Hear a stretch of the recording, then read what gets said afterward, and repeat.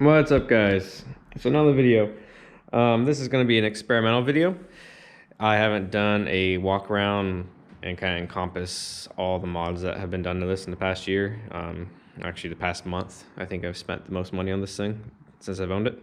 But this is an experimental video because this entire time I've been filming all these videos on an old GoPro 7 Black. That's all we've been using for the Enduro Wiki stuff. If you watch any of those videos on my other channel. Always using the 7 Black, so I've had this thing for years. And finally, after hitting 1,000 subs on YouTube, I figured it's time to treat myself to something new. So what we have here is the new 12. Amazon was running a deal on these. You got the camera, I think the camera is like 50-something dollars off. It came with the higher life Enduro battery. And the camera, I think it was like $340 or something like that. And then you could bundle with a 250-something gig SD card and 2 additional Enduro batteries with a charger. So all in, I think I was like $440 or something like that for this new setup. With this 7 that I'm recording right now, lighting, everything in here is the same. I'm going to use the same settings on this camera as I'm going to use on that camera. Lighting's going to stay the same, and when I upload this to my computer and go through the DaVinci video editing stuff, I'm not going to change the contrast, I'm not going to touch it. So what I'm going to do is I'm going to take the SD card out of this camera and put it right in that camera and turn this one off and see when everything's uploaded if it was worth the money to upgrade from the 7 to the 12, or if I just wasted $400-something. Alright, now we're on the 12. Here's the old 7. She's done this well. This one particular camera was laying in the bottom of the ocean at the Virgin Islands during my vacation. I was out snorkeling with it. It fell off my neck and I didn't notice until I swam back to shore, and I spent 2 days just circling the bay trying to find it. And sure enough, it was sitting down there. The battery is obviously dead, but it sat, I don't know, 20 feet below the ocean down on the reef, and came back, turned it on, and it was perfect. So these things are actually pretty damn durable. Hopefully this new one is just as durable. The only questions I had with this one was it doesn't have an external case that goes with it for durability. That's my only issue with these new ones. But for dirt biking stuff, I still might just use this just because. But the field of view is about the same, so I have them both on the same field of view. And then the picture quality on this one is the highest quality, and it's just set to whatever the GoPro settings are. So I didn't do Pro Tune or anything like that. It's just on whatever auto settings it wants to use. So with that, we'll get into the mods. We'll start from the front and kind of work our way around. As you guys know, this is a 2022 base model Indian Challenger. I got it 2 Septembers ago, I guess. So I've had it for a little over a year. With the base models, all this stuff comes in chrome. This is chrome and all that. So what I did was I went and bought all the panels off of a Dark Horse. So you go on Indian's website, you go to the parts diagram, you just buy everything. And then what I did was I took Laminex and I tinted these signals to kind of blend everything in. I did have the stock headlight that was tinted in Laminex as well. I moved from the stock headlight and then I went to the Pathfinder headlight, the adaptive one, which was a pretty good big improvement over stock. And then Kyle talked me into getting his LP6 kit, and this is a massive improvement over everything I've ever seen. This thing was shining through deers. But I also took the Laminex and did a universal sheet and cut it out, and so this kind of blends in nicely. Windshield is Clockworks. I think it's the smallest one that you can get from them. Down here, we went with an FTR carbon fender with the kit from Forever Rad and Screamin' Fab. And then moving down more, we have a set of 17-inch SMT wheels along with their fancy big rotors. The front tires are 130/80/17, so with the 17-inch wheel and this big old thick tire, the actual diameter of the tire is the same as a stock tire, but you have more contact patch and a little bit more room because the stock wheels are known to hit pop on bend. Moving back and down, we have SBC crash bars front and rear. We'll talk about the rear ones when we get back there.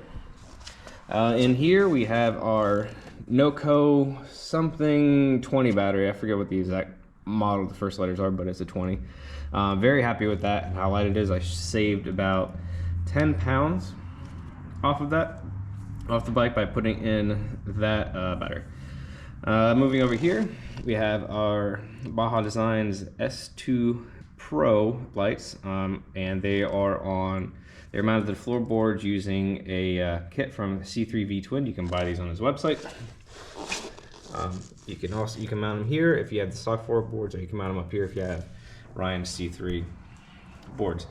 Speaking of Ryan C3, we have his extremely lightweight floorboards. These are the only floorboards that are this lightweight, and they also shift your footing position up for a more aggressive stance. Most aftermarket floorboards, they sit really low.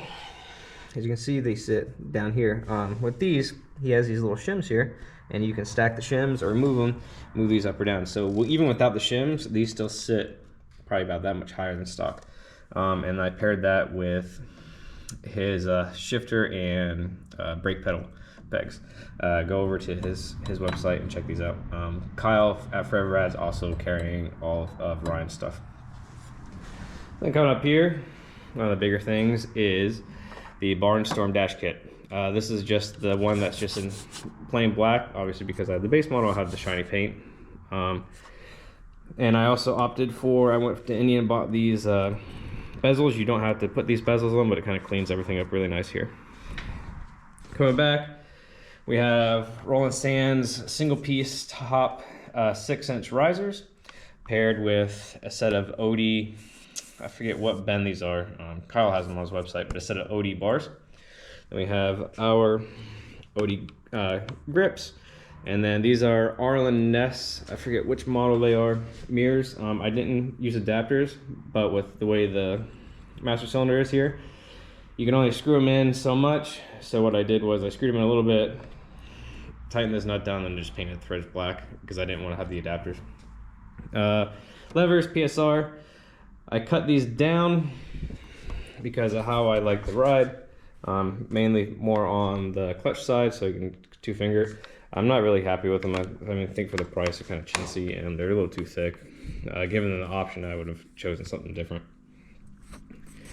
Then from there on, we have our carbon fiber dash.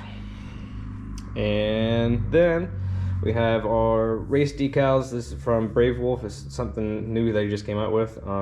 He has several different colors if you want the gold, the kind of racing gold. He has blue, black, and red, and all that other stuff. So that kind of matches pretty neat. Something different than the universal like tribal stuff that you normally get. Then we have our carbon fiber air cleaner with our stage 1 intake. Obviously, this is almost purely for looks. This doesn't really give you much.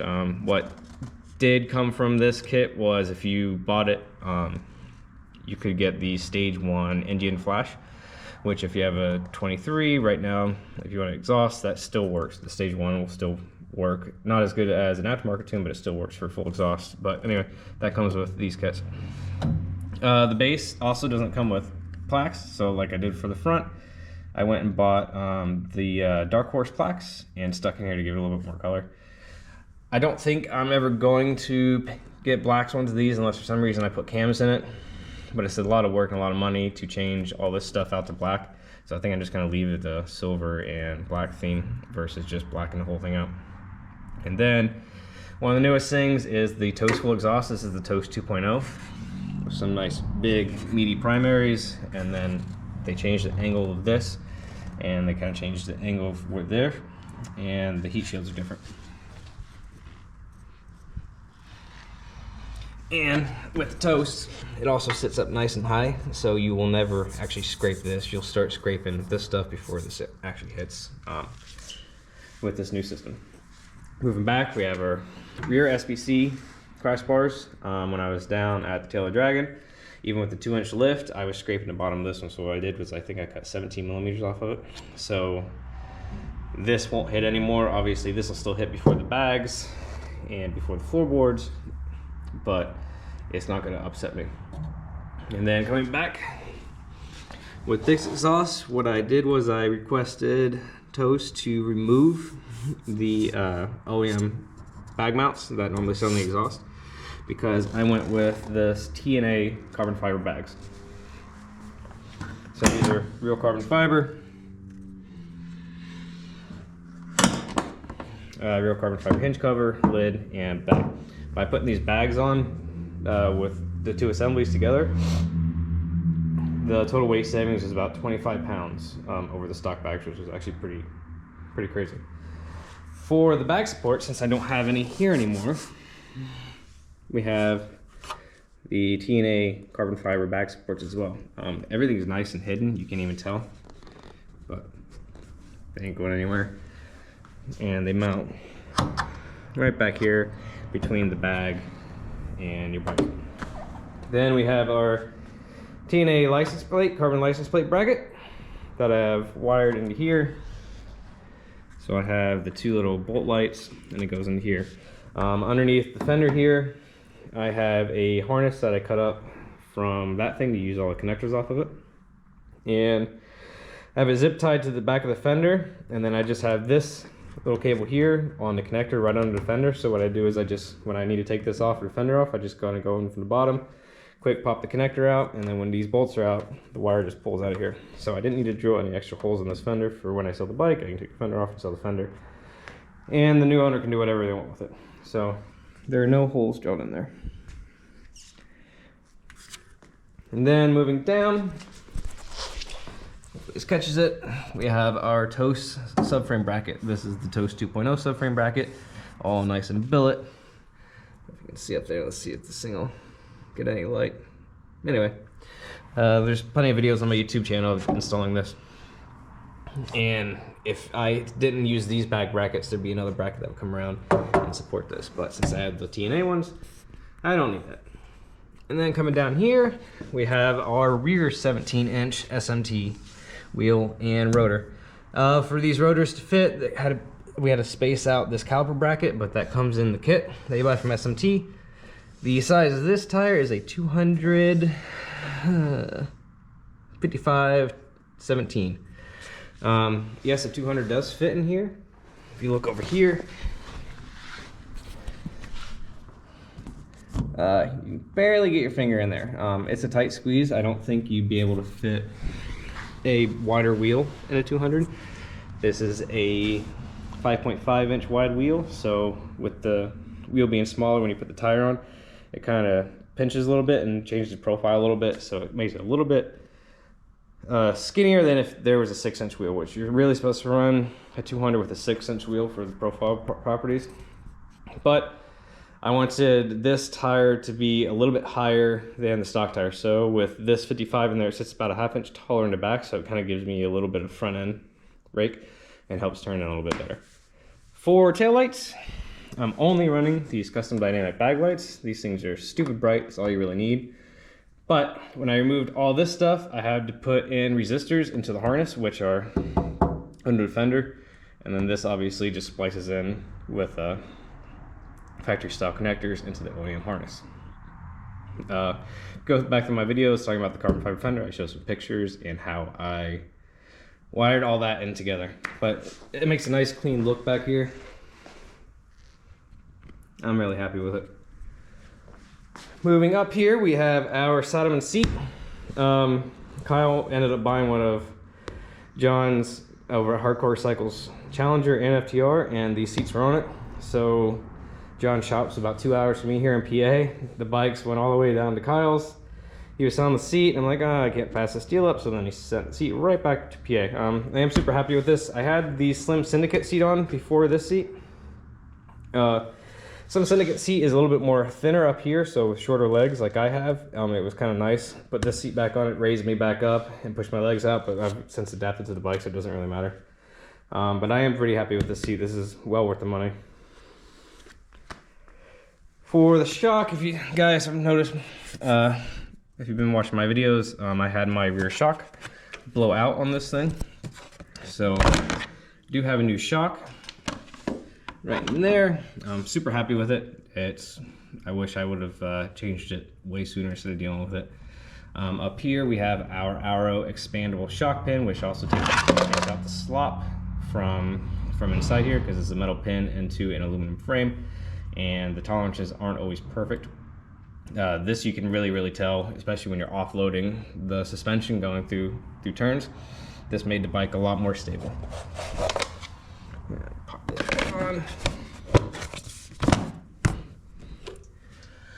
Coming up here, and the pursuit of weight savings, and just because I was bored one night, I bought an extra one of these brackets, and I cut it out here and trimmed everything up, and then painted it black, and then mounted the coils back on it, and then safety wired the coils, because this is a problem with these popping off. So some people zip tie them, but since I didn't have the cover on, I wanted to just do this. So you can buy a carbon fiber cover that goes over this, but you still have all this metal here. So by cutting this off, I shaved a couple pounds, and it just looks a little different. Some people might not agree, but it looks different. And then here, same thing. The Dark Horse plaque goes right on there. This logo here I still can't talk about because there's still things happening, but whatever that logo is maybe something in here.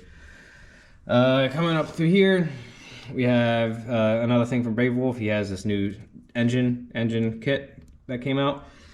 Basically, because these are just aluminum, this kit has stickers and kind of covers that up. So with everything being chrome and everything, this also works where it tames down a little bit of that. C3 boards again, C3 shifter peg, and he is working on mini boards back here. He's a small shop with a couple of different things he has going on. This is part-time gig, so eventually he will come out with matching boards. He already has the design and everything. He just has to get enough people that want him to do a run of them.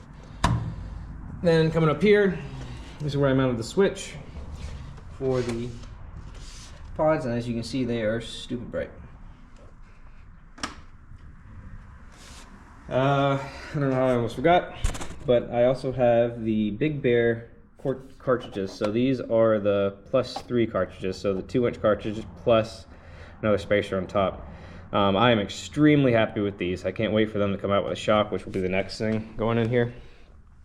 But since I initially installed these, I haven't played with the settings. Obviously, because it's been crappy and rainy, I haven't been able to push the bike that hard. But these things are well worth, I think they're $1,300 or something like that. But if you go through my Challenger playlist, I also have a video installing these. Super easy to install. It's only a couple hour project. For the rear, Big Bear is working with Ohlins for a bolt-in shock, but currently if you contact Penske, you can also get a 3-way adjustable shock with a remote resi that you can mount right here. I think that's about $1,500. So depending on when this Ohlin comes out and the price of that, I might go with the Penske. The Penske is what some of the race teams are running. So that's maybe springtime, money time. Moving around, the front fairing will get changed out to carbon eventually, and the side pieces will eventually get changed out to carbon. So the only thing that won't be carbon is the tank. And currently I'm sitting, I want to say 60 to 70 pounds lighter wet using a truck scale than this bike is stock, which is pretty crazy weight change. You really do feel it when you're riding around, especially when you're transitioning.